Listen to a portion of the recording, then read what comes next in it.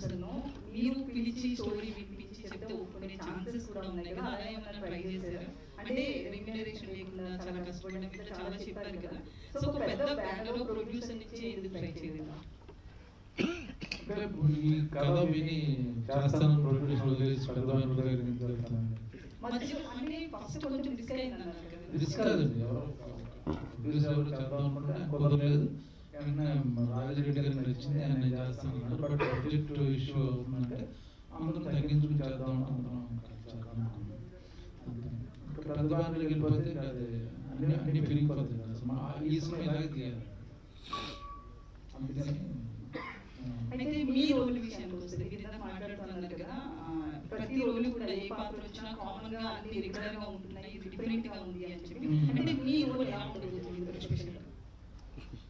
అంటే నేను రెగ్యులర్ చేసే పనులు సీరియస్ ఎమోషనల్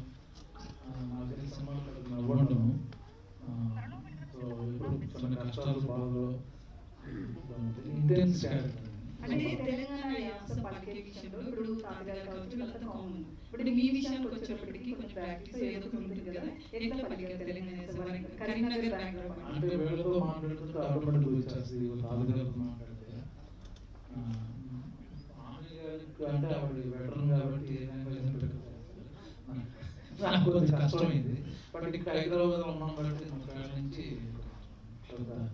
ఇష్యూ అవ్వాలి. డబ్బింగ్లో మట్టికి డైరెక్టర్తో చెప్పమని ఉండే ప్రతి డైలాగు డైరెక్టర్ చెప్తే అది నేను మళ్ళీ విని మళ్ళీ రిపీట్ చేసాను డబ్బింగ్ చేసాను. ఏదైనా ఒక డైలాగ్ చెప్తారు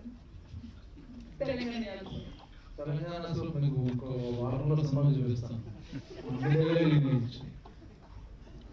ఇంకా నేను చేస్తాను